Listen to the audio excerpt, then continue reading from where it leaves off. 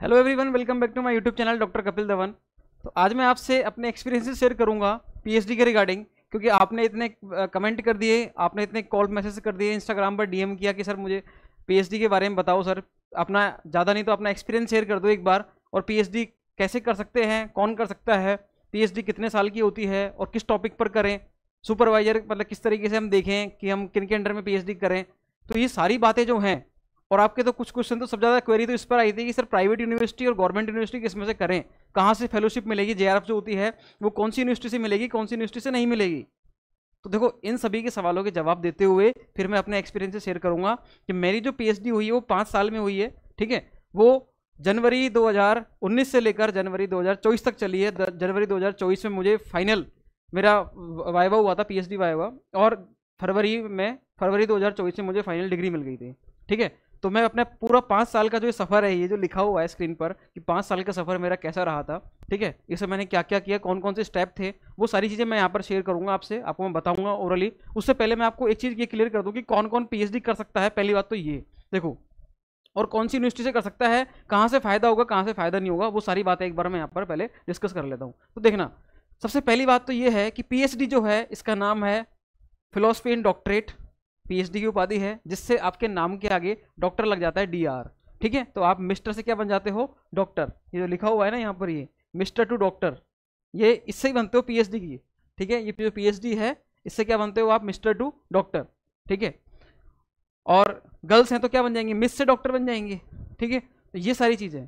दूसरी बात, कौन पीएचडी कर सकता है, तो देखो कुछों के दिमाग में भ्रांति होती है कि जिनके पास नेट है वो पीएचडी कर सकते हैं।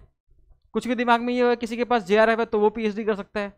तो मैं आपको एक चीज़ बताऊं, जिस भी कैंडिडेट ने पीजी की हुई है, जिस भी कैंडिडेट ने पीजी की हुई है, पीजी मतलब पोस्ट ग्रेजुएशन, ठीक है, स्नातकोत्तर किया हुआ है, पोस्ट ग्रेजुएशन की हुई है, वो पीएचडी के लिए एलिजिबल होता है।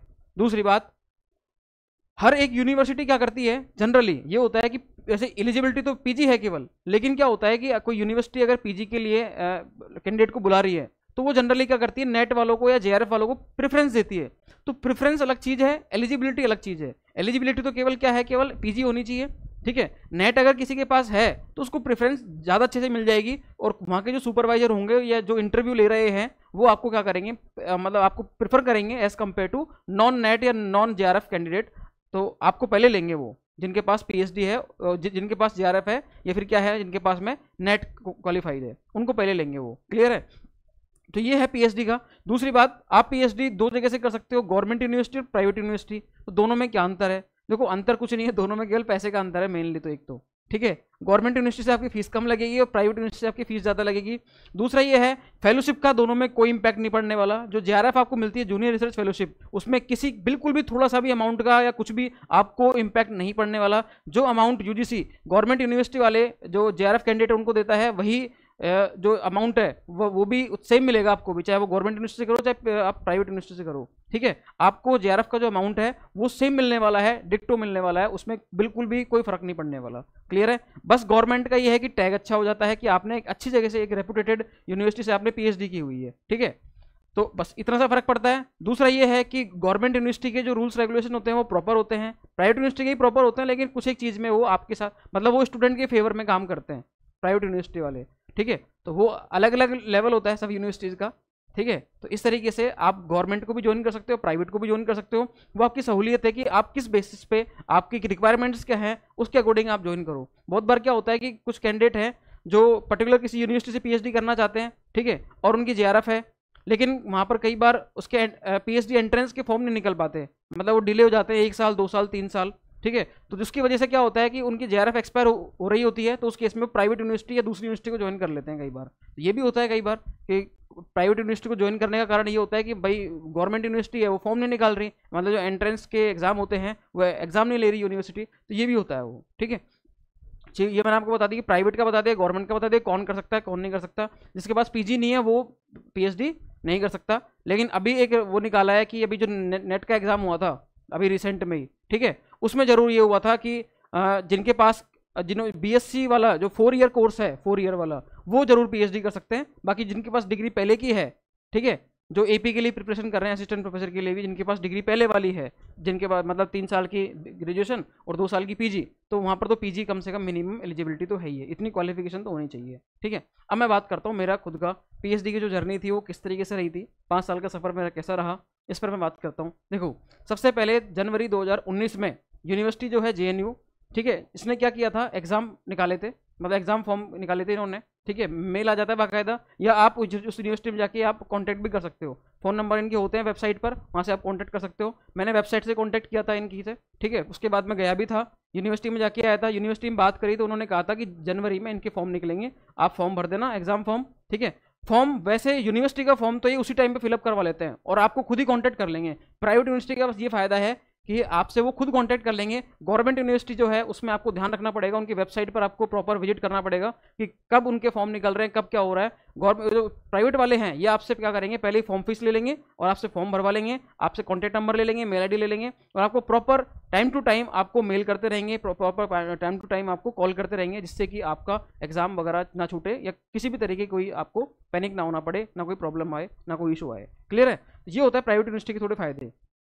और मैं आपको बताता हूँ थोड़ा सा यहाँ पर, जैसे ही उन्होंने मेरे को कांटेक्ट करा कि आपके जनवरी में आपके एग्जाम होंगे, तो एग्जाम और इंटरव्यू, सुनना, एग्जाम और इंटरव्यू यहाँ पर नियर बाई होते हैं, ऐसा नहीं है कि बहुत लेट हो। ठीक है, यहाँ पर सबसे पहले क्या होता है, मेरा 19 तारीख को एग्जाम लगा था, मेरा जो एग्जाम लगा था, ठीक है, यहाँ पर लिखा हुआ है एग्जाम एंड इंटरव्यू। एग्जाम मेरा 19 जनवरी 2019 को हुआ था, क्योंकि 2019 में मैंने ज्वाइन किया था।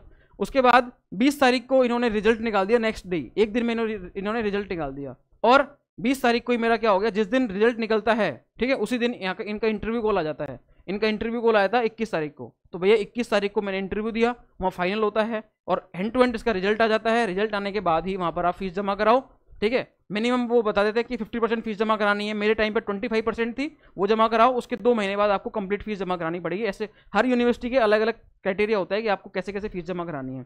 सबसे पहले क्या होता है, कोई भी प्राइवेट यूनिवर्सिटी है उसके फॉर्म निकलते, फॉर्म अगर नहीं भी निकले तो आप जाओ वहाँ पर और डायरेक्ट कॉन्टैक्ट कर लो। गवर्नमेंट से करनी है तो उसके प्रॉपर बाकायदा फॉर्म निकलेंगे, फॉर्म निकलने के बाद ही आप अप्लाई कर सकते हो। लेकिन प्राइवेट यूनिवर्सिटी में आप खुद पहले जाकर उनको बोल दो कि जब भी फॉर्म निकले आप हमें कांटेक्ट कर लेना। ठीक है, तो इस तरीके से प्राइवेट यूनिवर्सिटी में थोड़ा सा फायदा हो जाता है, ये इन चीज़ों की सहूलियत मिल जाती है आपको। ठीक है, तो मेरा ये हो गया, एग्जाम हो गया था, उसके बाद उस एग्जाम का रिजल्ट आया था। रिजल्ट के बाद एग्जाम में क्या करते हैं, एग्जाम में पूछता क्या है जनरली प्राइवेट यूनिवर्सिटीज में, आपसे वो भरवाते हैं रिसर्च का प्रपोजल, कि आपका रिसर्च का क्या मतलब हैंड है और आप क्या करना चाहते हो, आपका एम क्या है। ठीक है, उसका पूरा जो प्रपोजल होगा वो कम से कम आपको प्रिपेयर करके ले जाना पड़ेगा 5-7 पन्नों में। ठीक है, तो वो आपके दिमाग में रहना चाहिए। हमसे तो वहीं पर था, वहीं भरवाया था, तो हमने वहाँ पर लिख दिया था प्रॉपर, क्योंकि हमने MSc करी थी, राजस्थान केमिस्ट्री डिपार्टमेंट से करी थी, तो हमारा MSc का जो प्रोजेक्ट था उसी को मैंने एक्सटेंडेड फॉर्म में बता दिया वहाँ पर कि मैं इस तरीके से आगे वर्क करना चाहता हूँ और ऑर्गेनिक सिंथेसिस पे मेरा वर्क करने का प्लान है। इस तरीके से मैंने उनको बताया था और कुछ कंपाउंड के नाम भी लिखे थे मैंने। ठीक है, ये था। तो एग्जाम हुआ, एग्जाम के बाद उसका रिजल्ट आया, उसी सेम मतलब नेक्स्ट डे रिजल्ट आया था, उसके नेक्स्ट डे मेरा इंटरव्यू हो गया था और उस इंटरव्यू के दिन ही मेरा रिजल्ट आ गया और वहीं पर हमारी फीस जमा भी हो गई थी, क्योंकि उन्होंने पहले बताया था कि यहाँ पर काम फास्ट होता है। ठीक है, जिस दिन हमारे एग्जाम फॉर्म निकलते हैं उसके 2-3 दिन के अंदर तो आपको ज्वाइन भी करा देते हैं प्रॉपरली वो। ठीक है, ये हो गया था। उसके बाद क्या हुआ, उसके बाद हमारा कोर्स वर्क हुआ था सितंबर में। देखो, हर एक यूनिवर्सिटी के अपने अपने नियम होते हैं। गवर्नमेंट यूनिवर्सिटी जो होती है वहाँ पर क्या होता है, एग्जाम होता है कोर्स वर्क का, उसके बाद क्या होता है वो PPT के माध्यम से आपसे सिनॉप्सिस वगैरह बनवाते हैं। इस तरीके से होता है कोर्स वर्क का काम। ठीक है, और कोर्स वर्क के एग्जाम भी होते हैं, तो कोर्स वर्क की पूरी प्रिपरेशन होती है, 6 मंथ का कोर्स वर्क होता है। ठीक है, और यही कोर्स वर्क होता है कि अगर आप उस यूनिवर्सिटी को बाद में कभी बाई चांस किसी रीजन की वजह से छोड़ना भी चाहते हो तो आपका वो कोर्स वर्क कहीं और काम आ जाता है। लेकिन अगर आपने कोर्स वर्क नहीं किया हुआ, ठीक है, और आपका 5 महीने आपने वहाँ PhD के दे दिए और आपने कोर्स वर्क पूरा कंप्लीट नहीं किया और आप किसी दूसरी यूनिवर्सिटी में जा रहे हो, तो उस केस में फिर वो कोर्स वर्क मान्य नहीं होता। ठीक है, मतलब वो 5 महीने आपके काउंट नहीं होंगे, आपको डे 1 से ही वापस से करना पड़ेगा पूरा ज्वाइन। लेकिन अगर आपने कोर्स वर्क पूरा कर लिया तो आप किसी भी यूनिवर्सिटी में आप स्विच कर सकते हो, इजीली कर सकते हो, आपको कोई समस्या नहीं होगी यहाँ पर। ठीक है, तो लेकिन प्राइवेट यूनिवर्सिटी में क्या होता है, वहाँ पर एग्जाम भी होता है और साथ में क्या होता है, आपको प्रेजेंटेशन भी देना होता है। तो हमने भी दिया था प्रेजेंटेशन, हमारे एग्जाम भी हुए थे उस टाइम पर कोर्स वर्क के, और कोर्स वर्क हमारे ये 2 बार हुआ था। ठीक है, उसको बोलते हैं वहाँ पर प्री PhD कोर्स वर्कशॉप हमारे। ठीक है, तो जो JNU थी उसमें, तो कोर्स वर्क हमारे हो गए थे सितंबर में, तो लगभग आप लगा लो आप सितंबर मतलब 8 से 9 महीने हमें लगे थे। ठीक है, कोर्स वर्क कंप्लीट होने में, ये हमारा हो गया था। उसके बाद अब इस वक्त मेरी JRF चल रही है। अब मैं आपको थोड़ा JRF का बता देता हूँ। यहाँ पर जिस दिन आप यहाँ पर आपका इंटरव्यू होगा और आप फीस जमा कराओगे, ठीक है, उसी दिन से आप वहाँ पर एक फॉर्म भरोगे। ठीक है, आपका कंप्लीट फॉर्म होगा जो यूजीसी की वेबसाइट पर होता है, उसमें आप कंप्लीट डिटेल भरना, उसके साथ आप सारे डॉक्यूमेंट्स लगा देना, डॉक्यूमेंट्स लगाने के बाद वहाँ पर अकाउंट डिटेल बता देना, और वो अकाउंट सेक्शन में जाएगी, आप जैसे ही वेरीफाई होते हो आपकी पूरी डिटेल वहाँ पर फिलअप होती है, उसके बाद आपका, हाँ जी, CSIR की वेबसाइट जो है या यूजीसी की वेबसाइट है, वहाँ पर आपका अकाउंट बनता है। अकाउंट ओपन होने के बाद, ठीक है, क्योंकि वो अकाउंट जो बनता है वो आपका किससे बनता है, आपका जो JRF का सर्टिफिकेट होगा उस सर्टिफिकेट के ऊपर नंबर होता है, JRF नंबर, उसके बेसिस पर होता है वो काम, ठीक है, वो वहाँ पर मेंशन होता है और आपका एक प्रॉपर अकाउंट बन जाएगा खुद का आपका, ठीक है, उसमें सारी डिटेल मेंशन होगी। और हर एक जो जैसे यूजीसी की JRF होती है वो जनरली एक पर्टिकुलर बैंक फिक्स कर रखे हैं, वो आती है कैनरा बैंक में, और CSIR की जो फेलोशिप होती है JRF स्कॉलरशिप वो आती है किसमें, ICICI बैंक में। तो उन्होंने बैंक भी फिक्स कर रखे हैं कि आपको इसी बैंक में अकाउंट खुलाना है। तो जब आप ये अप्लाई करते हो इंटरव्यू के बाद, ठीक है, अपना फॉर्म फिलअप करते हो, यूजीसी की जो वेबसाइट पर दिया हुआ है वो फॉर्म जैसे ही फिलअप करोगे आप, तो उसमें बता देंगे आपको कि कौन कौन सी ये इसके नोटिफिकेशन में सारी चीज़ें होती हैं वहाँ पर कि आपको कौन से बैंक में अकाउंट खुलाना है और किस किस तरीके से भरना है। तो आपने अकाउंट खुलाया, सारी चीज़ें लगा दी, अपने अपने आधार कार्ड वगैरह लगा दिए, ठीक है, उसके अलावा आपने जो मार्कशीट वगैरह होती है जितने में डॉक्यूमेंट का सेट होगा उसमें बिल्कुल लिखा हुआ होगा, उसी सीक्वेंस में लगा के आपने अकाउंट सेक्शन में जमा कराना है। ये कर दिया आपने। अब आपको क्या होगा, आपका कोर्स वर्क चलेगा, कोर्स वर्क कंप्लीट हो गया, उसके बाद हाँ जी, जैसे 2 साल तक आप काम करोगे प्रॉपर, आपके जो सुपरवाइजर है वो आपको प्रॉपर बताते रहेंगे किस किस तरीके से काम करना है, ठीक है, तो उसमें कोई इशू नहीं रहेगा, आपका काम चल रहा है प्रॉपरली। और हर 6 महीने में यूजीसी को रिपोर्ट भेजनी पड़ती है कि आपने क्या क्या काम किया, ये भी होता है इसमें। यूजीसी को हर 6 महीने में क्या होता है, एक रिपोर्ट भेजनी पड़ती है कि आपने क्या क्या काम किया, ठीक है, वो एक परफॉर्मा होता है, उसको भर के आप दे दो कि आपने क्या काम किया, बस वो इस तरीके से बहुत ईजी होता है वो।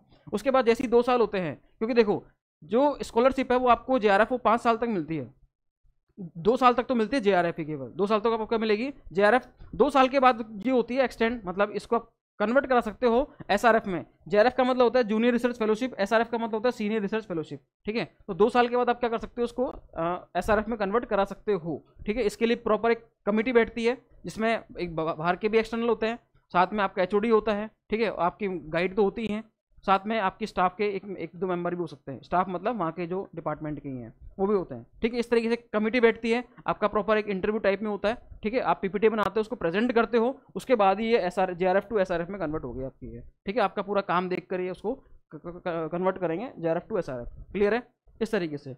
उसके बाद आप प्रॉपर काम करते हो, आपका पूरा चलता रहता है, 2 से 3 साल हुए, 3 से 4 साल हुए, जो भी आपका काम है वो काम पूरा चलता रहेगा अपने अपने सब्जेक्ट के अकॉर्डिंग, अपने अपने कंटेंट के अकॉर्डिंग, जिस टॉपिक पर आप PhD कर रहे हो। मेरा जो टॉपिक था वो था advance synthesis of imperative heterocyclic scaffold under eco compatible condition, मतलब मैंने ग्रीनर अप्रोच को लेते हुए, ठीक है, एडवांस मेथड को यूज में लेते हुए मैंने क्या बनाए थे, कुछ हेटेरोसाइक्लिक स्कैफोल्ड्स बनाए थे, ठीक है, हेटेरोसाइक्लिक कंपाउंड बनाए थे। तो इस तरीके से मैंने किया था। अंडर इको कंपेटेबल कंडीशन का मतलब था कि मैंने कुछ सॉल्वेंट फ्री कंडीशन काम में ली थी, ठीक है। मैंने जो बनाए थे वो माइक्रोवेव में बनाए थे, मैंने उसको मतलब हीटिंग को मैंने कम काम में लिया, मैंने नॉन कन्वेंशनल मेथड को ज़्यादा काम में लिया था। इस तरीके से मेरा टॉपिक था। उसके अलावा जैसे आपका काम पूरा हो जाता है उसके बाद आप क्या करते हो, स्पाइरल थीसिस बनवाते हो। देखो थीसिस 2 होती हैं, एक तो होती है मेन थीसिस, लेकिन उससे पहले आपको सबमिट करानी होती है स्पाइरल थीसिस, ठीक है। कि आप जब आप सबमिशन कराने जा रहे हो तो आप कराते हो क्या, स्पाइरल थीसिस सबमिट कराते हो। स्पाइरल थीसिस में क्या करते हो आप, जनरली जो आपका काम है उसको आप चैप्टर में डिवाइड करते हो, जो आपने काम जितने भी काम किए आपने, ठीक है, वो सीरीज बनती है, उस सीरीज में आप उसको डिवाइड करते हो। जैसे एक पार्ट होता है इंट्रोडक्शन का, इंट्रोडक्शन के बाद आप क्या करते हो उसमें चैप्टर वगैरह बनाते हो, चैप्टर 1 2 3 इस तरीके से आप चलाते हो, ठीक है। 4-5 चैप्टर जनरली हर किसी के थीसिस में होते ही होते हैं, किसी के 7 होते हैं, किसी के 8 होते हैं, वो एक्स्ट्रा कितने भी हो लेकिन 4-5 तो सब रखते ही रखते हैं, क्लियर है। इस तरीके से चलता ही है। तो स्पाइरल थीसिस बनती है पहले तो, और वो चेक होती है आपके सुपरवाइजर के द्वारा, और वो सुपरवाइजर के चेक होने के बाद वो होती है, वो जाती है कहाँ पर, आपके अकाउंट सेक्शन में, और वो जो आपका जो जहाँ पर HOD बैठते हैं उनके पास जाती है वो, और वो उसको वेरीफाई करते हैं फिर कि भैया ये इनको आगे बढ़ने के लिए बोला जाए नहीं बोला जाए, और इनका प्री PhD वाइवा लिया जाए या नहीं लिया जाए। जैसे ही स्पाइरल थीसिस आपकी वेरीफाई हो जाती है, स्पाइरल थीसिस वेरीफाई होने के बाद आप क्या करते हो, प्री PhD वाइवा के लिए, प्री PhD वाइवा इसके लिए क्या हो जाते हो आप, एलिजिबल हो जाते हो, प्री PhD वाइवा, ठीक है। स्पाइरल थीसिस आपकी सबमिट हुई, उसके बाद आप क्या दोगे, pre PhD viva. Pre PhD viva आपका अगर क्लियर हो जाता है, इसमें मतलब सब बैठते हैं, इसमें वाइस चांसलर भी बैठते हैं, इसमें HOD भी बैठते हैं, आपके डिपार्टमेंट के जितने मैक्सिमम लोग हैं वही बैठ सकते हैं इसमें, ठीक है। तो एक तरीके का डिपार्टमेंटल वाइवा होता है ये, ठीक, और यूनिवर्सिटी में ही होता है आपके ये, ठीक है। उसमें बाहर का कोई नहीं आता, एक्सटर्नल कोई नहीं आता इसमें, लेकिन आपके डिपार्टमेंट के लोग ही सारे बैठते हैं इसमें, सब बैठ सकते हैं इसमें, HOD बैठ सकते हैं। आप चाहो तो VC, मतलब वो डिपेंड करता है कि आपके HOD पर कि वो किन किन को बुलाना चाह रहे हैं वो, ठीक है, ये होता है। प्री पीएचडी जैसे ही वाइवा आपका हुआ और आपने इसको प्रॉपर्ली डिफेंड किया, इसको डिफेंड करने के बाद आपको बोला जाएगा कि अब आप अपना फाइनल थीसिस सबमिशन करा सकते हो। आपको जैसे ही यहाँ से हरी झंडी मिलती है उसके बाद आप कराते हो फाइनल थीसिस सबमिट। ठीक है, तो मेरा यहाँ पर देखो JRF टू SRF तो हो गया था 2 साल में ही। ठीक है, मैं चूंकि मैंने ज्वाइन किया था यहाँ पर 21 जनवरी 21 जैन 2019 को मैंने ज्वाइन किया था। ठीक है, और यहाँ पर मेरी ये 21 जनवरी को ही मैंने 2021 को मैंने यहाँ पर SRF के लिए अप्लाई कर दिया था और मेरी SRF हो भी गई थी। ठीक है, यहाँ पर मेरा इंटरव्यू हुआ था, उसमें प्रॉपर्ली मेरा ये काम हो गया था। उसके बाद देखो यहाँ पर मैंने स्पाइरल थीसिस सबमिट कराई, मेरा प्री पीएचडी वाइवा हुआ, ये भी हो गया, दोनों काम हो गए। फिर जैसे ही मेरा ये टाइम आया फाइनल थीसिस का, ये मैंने कराया था मई 2023 में स्पाइरल थीसिस सबमिट। ठीक है, और उसके बाद मेरा प्री पीएचडी वाइवा जून के आसपास हुआ था ये, और फिर मैं फाइनल, मेरे को बोला गया कि अब आप फाइनल थीसिस सबमिट करा सकते हो, आपका काम ठीक है, प्रॉपर काम है आपका। उसके बाद फाइनल थीसिस जो मेरी फाइनल थीसिस है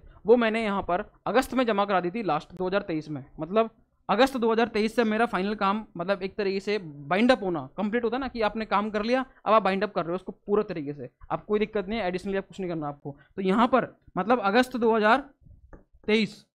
2023 पे फिर मैंने फाइनल थीसिस बाइंड कराई, प्रॉपर काम जो था उसको प्रॉपर तरीके से एकदम, जो अपने फॉर्मेटिंग करने वाले होते हैं बड़े बड़े प्रिंटर्स, उनके पास जाके आप चाहो तो खुद भी कर सकते हो। ठीक है, लेकिन उनकी हेल्प लोगे तो आप थीसिस एक अच्छा रूप दे देगी। ठीक है, प्रॉपरली एक जो फॉन्ट वगैरह है, हर चीज़ है, तो वो अच्छे से हो जाएगी।